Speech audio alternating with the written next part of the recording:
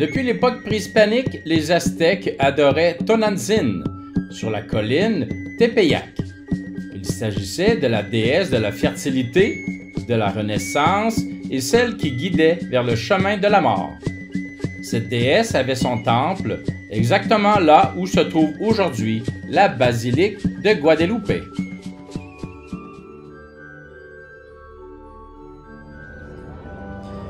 Nous allons visiter aujourd'hui la basilique Santa Maria de Guadalupe, située en plein cœur de la ville de Mexico City. Nous allons pouvoir visiter la basilique elle-même, les chapelles, un musée et d'autres bâtiments qui forment ce magnifique complexe religieux. Mais avant toute chose, je vous explique qui est Santa Maria de la Guadalupe.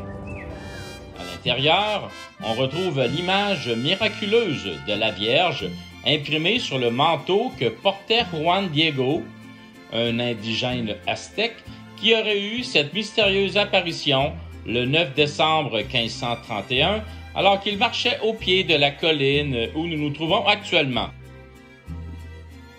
L'image de la Vierge ne comporte aucun coup de pinceau et semble imprimée photographiquement sur le manteau. Les étoiles sur le manteau de la Vierge rendent compte de la position exacte des constellations vues de Mexico au matin du 11 décembre 1531 à 10h40. Le dessin des étoiles est inversé comme s'il avait été projeté sur le tableau à partir d'une source extérieure. Cette image respecte un phénomène optique découvert dans les années 1880. Des experts de la NASA n'ont jamais pu expliquer l'origine inconnue des couleurs et l'incroyable résistance de l'image qui, au fil du temps, aurait normalement dû se dégrader en moins d'une décennie. Un éminent scientifique a étudié les fibres du manteau et a constaté que les colorants utilisés ne sont pas d'origine minérale, ni végétale, ni animale. Les yeux de la Vierge demeurent également un grand mystère pour la science. Selon plusieurs experts, l'image miraculeuse de la Vierge laisse distinguer dans ses yeux 13 formes humaines. L'un des plus grands spécialistes en la matière y travaille depuis 1975. On peut y voir un indigène, un vieil homme, un jeune homme, Saint Juan Diego, une femme noire, un barbu et une jeune femme. De plus, après 1979, grâce à la haute définition, les spécialistes ont repéré d'autres formes humaines dans les deux yeux, soit un groupe familial d'indigènes formé de 6 personnes. Cette église fut proclamée basilique en 1904 par le pape Pie X. Une autre basilique, que nous visiterons plus tard, a été construite juste à côté de celle-ci pour y recevoir les fidèles en raison de la fragilité du sol sur lequel elle repose. Vous remarquerez d'ailleurs que toute la structure est inclinée par l'avant. On nous a expliqué que ça fait des années que c'est comme ça. En 1999, le pape Jean-Paul II est venu visiter le peuple mexicain, ici même, à la basilique de Santa Maria de Guadalupe. Voici d'ailleurs sa pape mobile. Il y a une petite vidéo résumant sa visite à CDMX.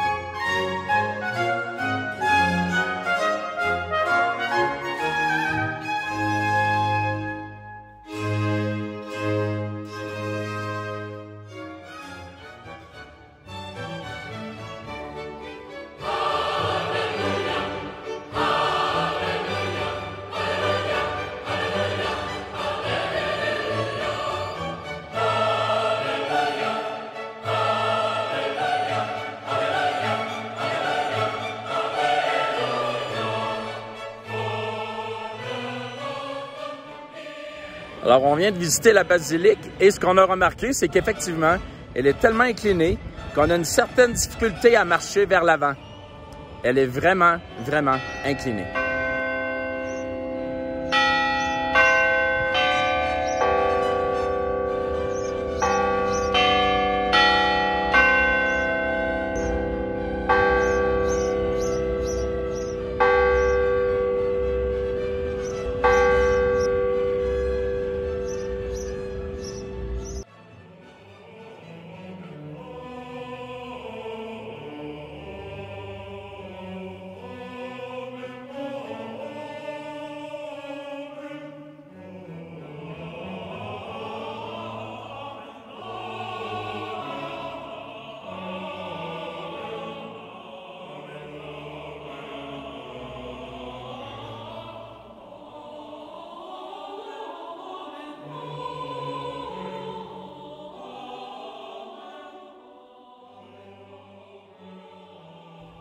Cette église a été utilisée pour la première fois par les mères capucines de Santa Maria de Guadalupe, mais le couvent a été fermé en 1863.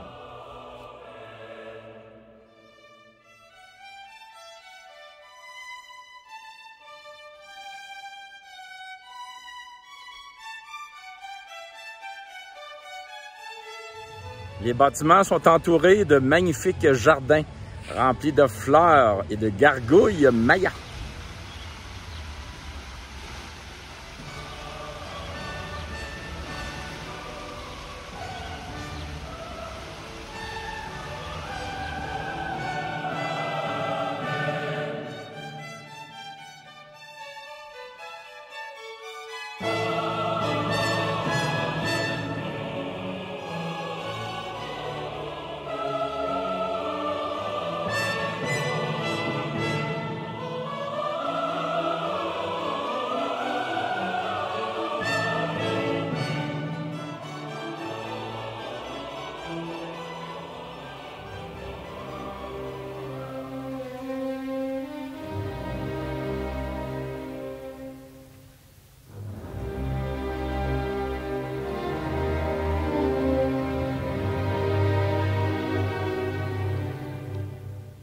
Selon la tradition, Juan Diego, à qui est apparue la Vierge, venait ici couper et cueillir des roses. Pendant de nombreuses années, l'endroit où se trouve actuellement la chapelle n'est indiqué que par une croix en bois avec des pierres à titre de socle.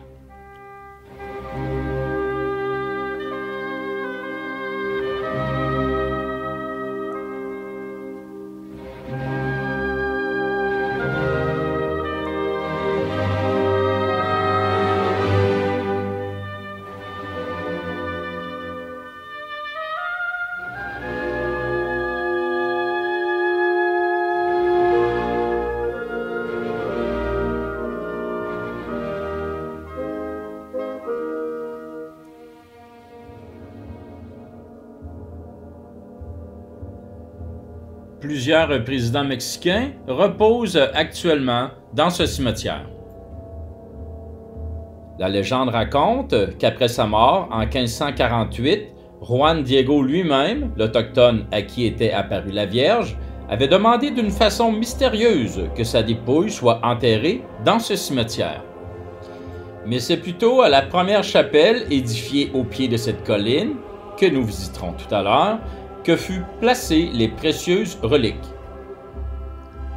Malheureusement, après de nombreuses rénovations et malgré des fouilles dans le sous-sol de la sacristie où il aurait été inhumé, de nombreux corps ont été remontés de ces fouilles, mais aucun signe n'a pu permettre d'identifier la sépulture de Juan Diego.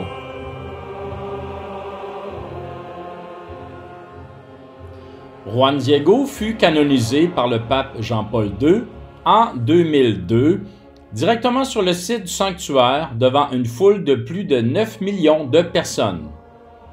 Il est le premier chrétien amérindien déclaré saint par l'Église catholique. Lors de la cérémonie, le Saint-Père l'avait alors placé au rang de protecteur et défenseur des peuples autochtones. Depuis le 16e siècle, la figure de Juan Diego et de la Vierge de Guadalupe sont vues comme un pont unificateur entre les différentes populations du Mexique et par extension de toute l'Amérique.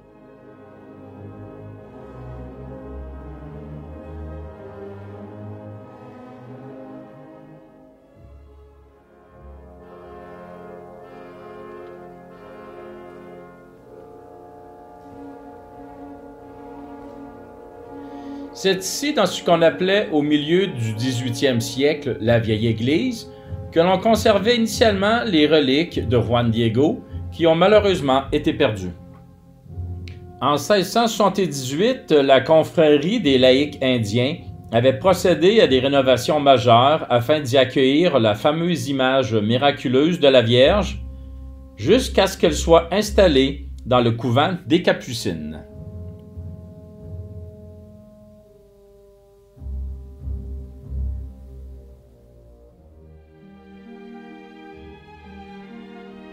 Suite à l'apparition de la Vierge, la population locale a très vite considéré l'eau de la source qui coulait au pied de la colline comme étant miraculeuse.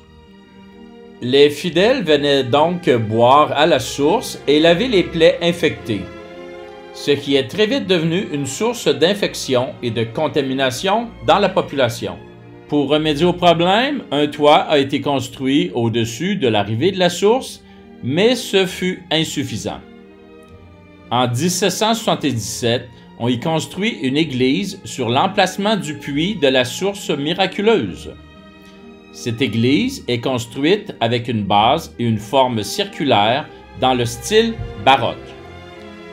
Elle est considérée comme un joyau architectural de style baroque, unique par sa forme. C'est la seule église construite sur une base circulaire à cette époque qui soit restée préservée jusqu'à aujourd'hui dans tout le pays.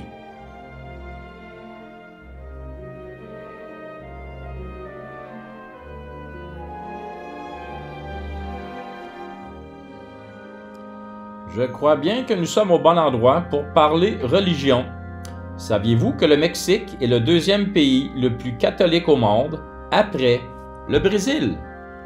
Dans le même ordre d'idées, ce sanctuaire est le deuxième plus important lieu de pèlerinage catholique au monde, après la basilique Saint-Pierre de Rome.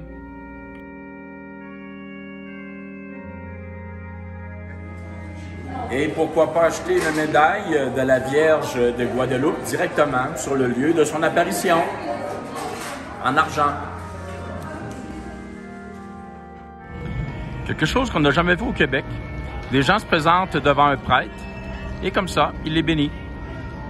Il bénit leurs chandelles, leurs objets de culte, peut-être même les médailles.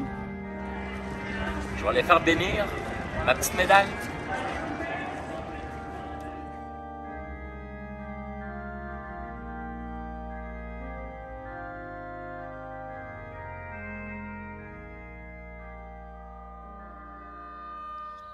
Cette église moderne a été construite pour permettre d'accueillir un plus grand nombre de pèlerins que dans la vieille basilique de Notre-Dame de Guadeloupe, devenue trop petite et qui menaçait de s'effondrer. C'est ici, derrière le prêtre, qu'on expose la fameuse tunique de Juan Diego, où s'est imprimée l'image de la Vierge à la suite de son apparition.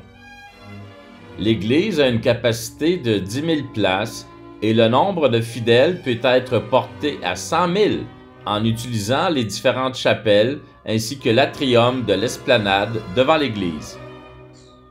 Cette église a une forme circulaire de 100 mètres de diamètre avec un toit couvert de plaques de cuivre, devenu vert avec le temps, dont la forme évoque celle d'une tente. Elle fait référence à la tente de la rencontre que les Juifs utilisaient durant leur exode dans le désert, mais également cette tente est une forme symbolique du manteau de la Vierge qui protège les pèlerins. Vous pouvez voir à l'avant une jeune fille qui porte une robe magnifique, digne d'une princesse. Cela fait partie de la cérémonie du 15 años, son 15e anniversaire. Et cette cérémonie religieuse sera suivie d'une soirée haute en couleurs avec ses amis, sa famille et plusieurs personnes qui normalement totalisent plusieurs milliers de personnes.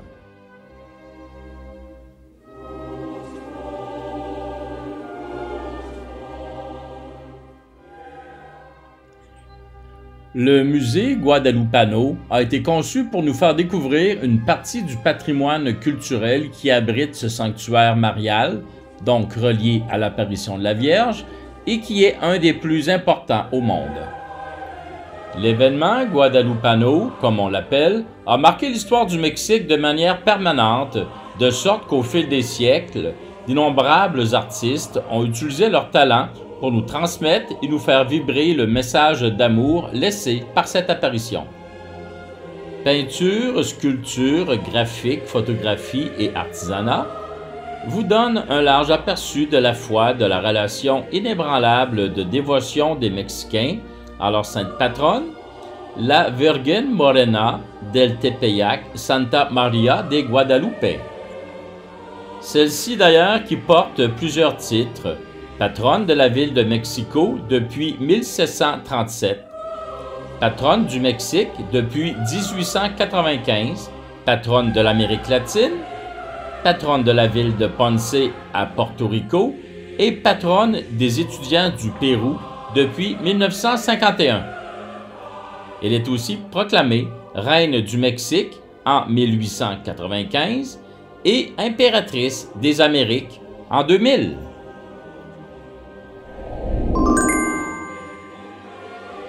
Et bien voilà qui met fin à cette journée, disons, religieuse. En espérant que vous avez aimé le petit vidéo que j'en ai fait. Je vous invite à vous abonner à ma chaîne si ce n'est pas déjà fait et à partager cette vidéo. On se dit à une prochaine pour une autre activité quelque part dans le monde.